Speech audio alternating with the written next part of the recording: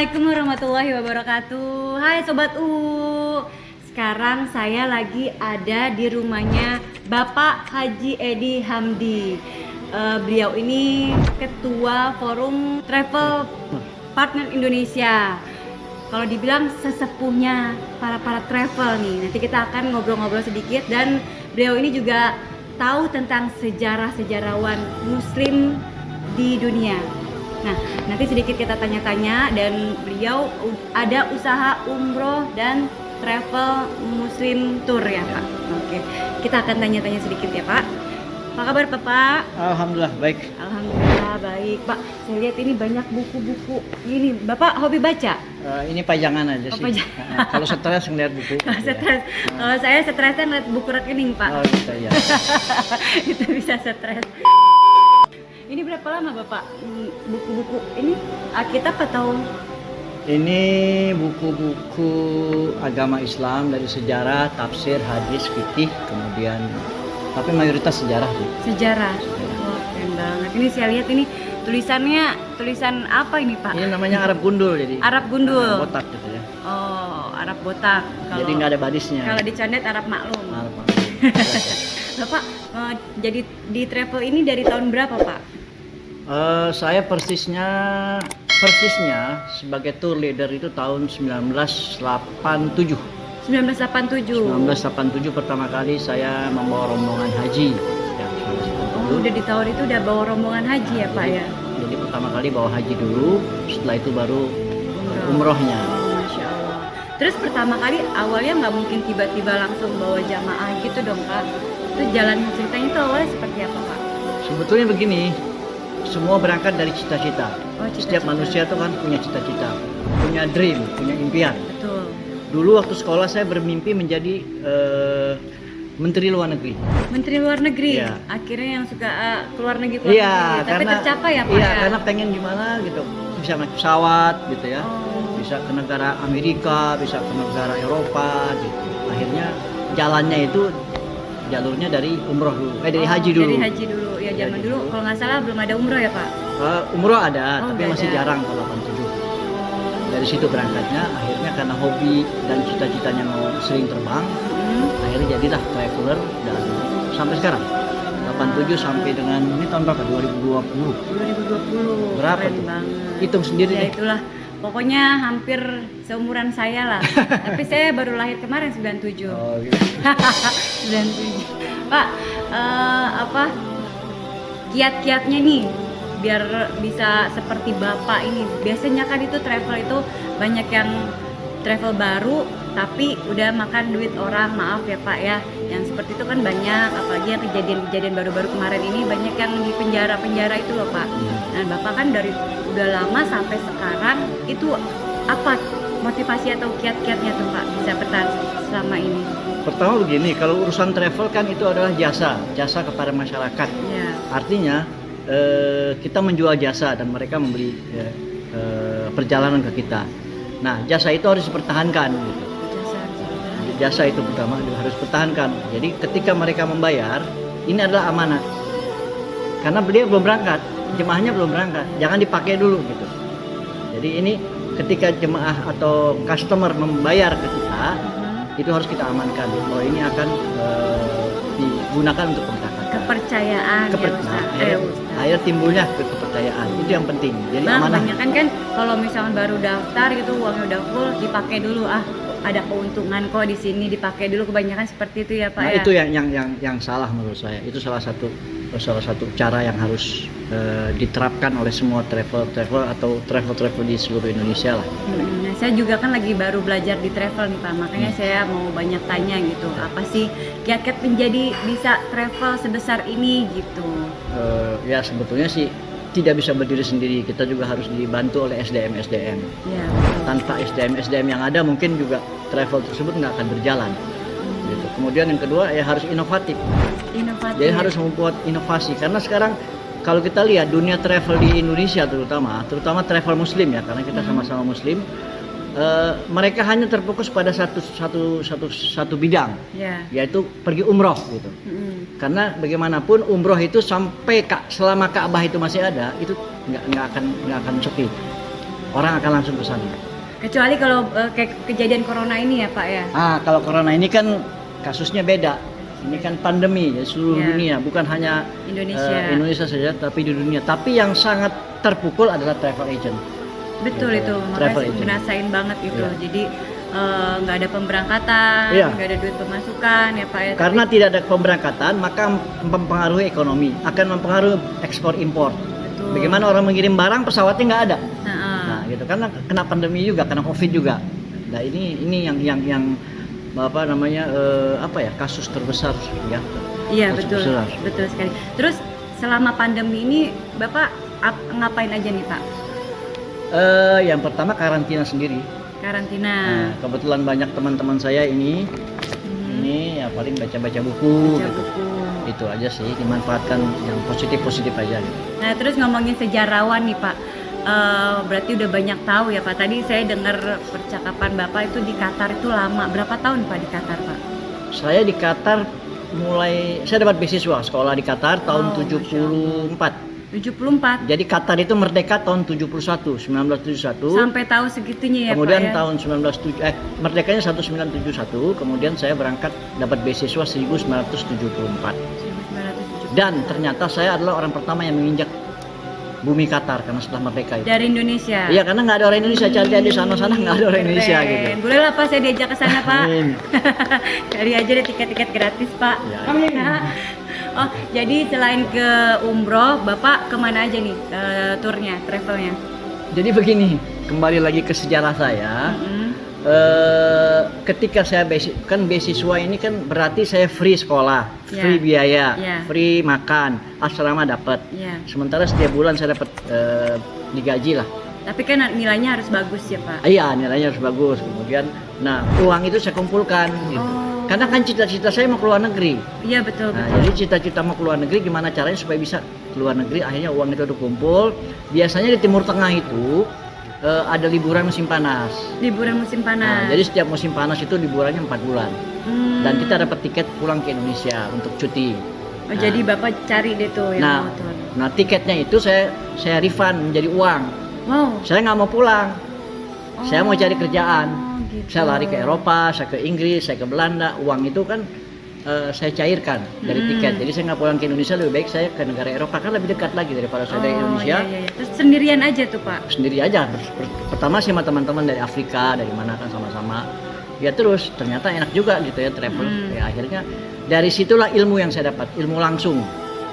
Ilmu langsung dan pada ketika saya sudah berkeluarga, maka saya mengembangkan itu. Saya mengembangkan itu bagaimana caranya saya membuat sebuah perjalanan supaya perjalanan saya gratis. Iya, iya. Ya, perjalanan saya gratis ya kita cari jemaah dan alhamdulillah sampai sekarang ya sudah. Pertama kan ini kan cari-cari sendiri gitu biar dapat channel-channelnya di negara Eropa, Iya. di mana. Ya, local agent kita harus siapkan di negara destinasi yang kita akan kunjungin. Berarti udah keliling dunia ya Pak? Yang belum saya Amerika. Amerika. Amerika. Nanti sama kita Pak, sama rombongan rame-rame. Amin, amin. Amerika. Amin. Kalau saya barunya ke Amerini. Oh, Oh Bapak juga, saya juga pengen nih Pak rencananya ke tur ke Masjidil Aqsa tuh Pak. Bagus ya Pak destinasi ke sana. sebenarnya begini, ke Masjidil Aqsa anjuran. Kalau Anjuran. menurut agama kita itu adalah anjuran. Oh, Karena- selain ke Mekah. Iya, karena Rasulullah kan dalam sebuah hadis dikatakan jangan kau paksakan perjalanan kecuali ke 3 tempat. Iya. Jangan kau paksakan. Jadi jangan kemana-mana dulu. Pertama adalah ke Masjidil Haram, Iya. Mekah, ya kan? Kemudian ke masjidku, kata Nabi, yaitu Masjid Nabawi di Madinah. Oh. Yang ketiga Masjid Aqsa. Masjid Aqsa ini yang dilupakan orang. Iya betul. Karena kan mungkin orang pada ketakutan. Pada Pak, ketakutan. ke Betul, Palestina benar. itu kan. Betul. Padahal di sana aman-aman aja atau gimana tuh Pak Ya, kondisinya? saya ke Aqsa sejak pertama kali tahun 1995. Sudah menginjak Masjid Aqsa, Baitul Maqdis. Alhamdulillah sampai sekarang tidak putus-putus. Kecuali kemarin waktu corona aja nih kemarin. Oh cuman kemarin itu. Iya, iya. Kesalip sama corona. Tapi di Palestina itu seperti apa sih Pak? Palestina pertama negara Arab, tapi sudah dijajah atau terjajah oleh Israel. Ya. Kemudian kadang-kadang konflik dan konflik itu biasalah di mana-mana ada konflik Iya, ya. iya. Cuma Di rumah tangga aja ada konflik. Di rumah ya, Pak? tangga aja konflik, Gimana suami dengar? istri konflik, bapak anak konflik gitu Iya. ya. Nah di sana konflik, tapi konflik yang berpendidikan lah gitu ya. Jadi tidak terlalu harus dikhawatirkan karena kita datang ke sana adalah kita turis. Oh, Dan jadi mereka aman, insya Allah, ya, mereka Pak. sangat menjaga etika turisme karena pertikaian mereka hanya antara orang Palestina Arab dengan orang-orang Israel Yahudi. Itu aja. Jadi kalau ke Aqsa itu atau ke Yerusalem itu, ke Palestina maksudnya, dia harus mencantumkan nama ibu, nama bapak, Iya. nama kakek, Iya. tanggal lahir, di mana lahir, pernah kemana saja. Itu biar kenapa tuh Pak lengkap gitu ya Pak? Karena intelijennya luar biasa. Nggak bisa sembarangan Nggak bisa keluar sembarangan. masuk ya. Jadi mereka bisa melacak gitu. 5 tahun atau 10 tahun sebelumnya dia sudah tahu kita kerja di mana dari data-data itu. Oh, kan di sana bukan cuman tur Islam aja ya Pak, Yerusalem itu juga Kristiani juga ke sana juga ya Pak. Iya, karena orang yang ke sana adalah 3 agama. Oh. Yerusalem itu adalah tempatnya di mana diturunkannya 3 agama. Pertama agama Yahudi, keturunan Yahudi Ibrahim di sana alaihissalam juga. atau Yakub alaihissalam, kemudian juga keturunan Isa al-Masih kalau mereka menyebutnya Yesus. Ya, Kalau ya. kita kan Isa Al-Masih. alaihi wasallam, Ya. Isa alaihissalam. Kemudian yang ketiga adalah agama Islam yaitu Muhammad SAW, karena Nabi Muhammad pertama kali melaksanakan Isra Mi'raj dari tempat itu. Dan kita sholat kan pertama kali bukan ke Ka'bah, Oh, ke ya ke situ dulu, ke Masjidil Aqsa. Masjidil Aqsa. Makanya disebut Masjidil Aqsa adalah kiblat pertama. Kiblat Di pertama. dunia adalah Masjidil Aqsa. Nah, ya, ngomongin masalah kiblat nih kayaknya makin seru nih obrolan. Setelah itu saya juga kan agama juga belum terlalu dalam juga nih Pak nih. Setelah kenapa bisa dipindahkan dari Masjidil Aqsa ke Mekah? Pertama begini, Rasulullah tidak pernah dan tidak boleh dan tidak mau menyembah kepada berhala. Oh, di sana tadinya ada Pada saat berhala. itu Ka'bah dikelilingi oleh 360 patung-patung berhala. Oh. Nah, sehingga ketika diwajibkannya pelaksanaan ibadah sholat, maka Allah memerintahkan untuk berhadap ke Ka'bah, ke Baitul Maqdis, Maqdis. yaitu ke Palestina sekarang, ke sana selama 16 bulan, 14 sampai 16 bulan, sampai dengan Ka'bahnya sendiri bersih dari patung-patung tersebut. Itu dibersihkannya oleh siapa Pak? Oleh kaum Quraisy saat itu. Oh. Saat kan Islam baru mulai berkembang pada saat itu. Oh. Jadi mulai masuk Abu Bakar, kemudian Khadijah, terus Ali, kemudian sahabat-sahabat lain dari yang 2 sampai sekarang berjumlah 1.200.000.000 Insya Allah ya. umat Islam di dunia. Itu berkat daripada baginda Rasulullah SAW. Makanya kenapa kita harus selawat kepada Rasulullah? Karena itu jasa beliau. Banyak pengorbanannya Nah, Pak. jasa baginda Kan Rasulullah. nggak dekat juga di baginda Rasulullah tuh perjalanannya itu ya Pak ya. Ya, Naik unta ya. ya naik unta. Untanya namanya Qaswah. Punya nama. Oh, punya nama. Nama. Untanya 1 atau 2? Rasulullah punya unta 36. 36. 36. Masya Allah. Jadi bisa dikatakan miliarder ya. Harga Oh, unta iya, saat iya, itu iya. berapa duit? Pedagang soalnya ya. Gitu. Nabi Muhammad Jadi ya. jangan dibilang Rasulullah itu miskin, untanya Enggak. 36. Belum Satu lagi untanya aja mahal.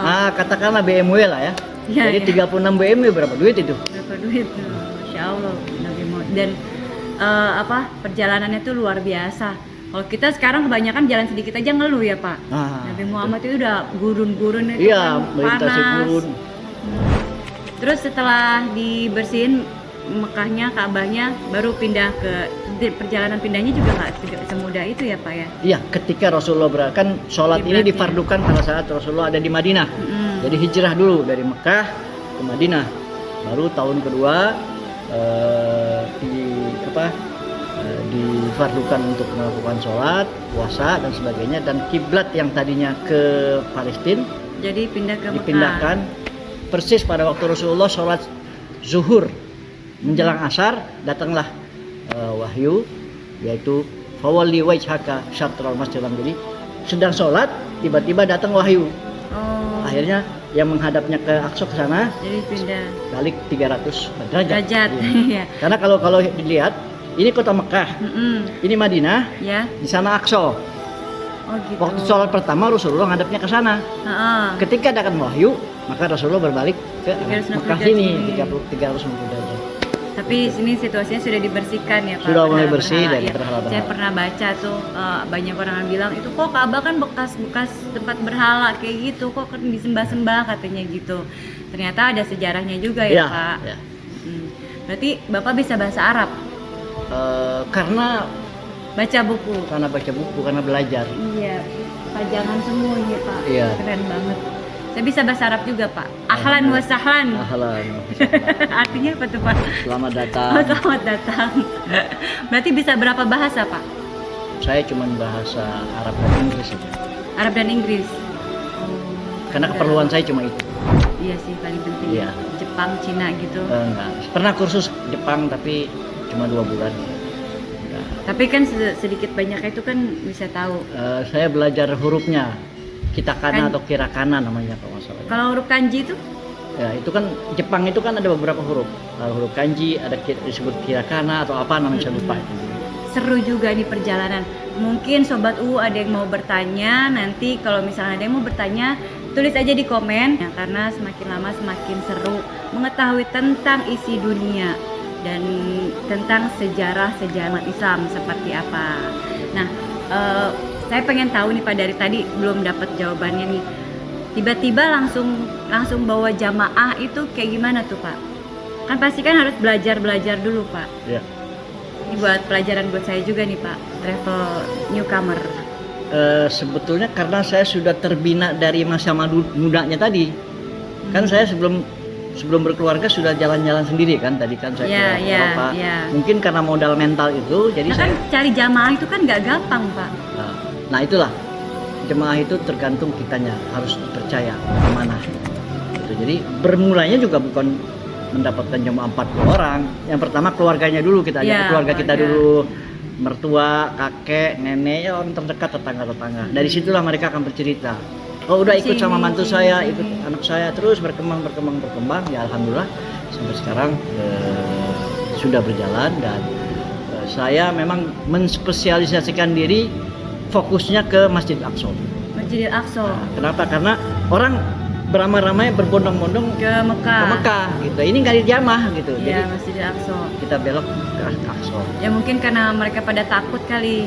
Jadinya nggak terlalu ini banget. Jadi daripada ke sana udah selesai haji, ya udah jalan-jalan ke luar negeri yang lain aja. Mereka pikir gitu. Iya. Mereka pikir kan itu nggak begitu penting. Ternyata Masjidil Aqsa itu penting juga karena kiblat pertama itu ke Masjidil Aqsa.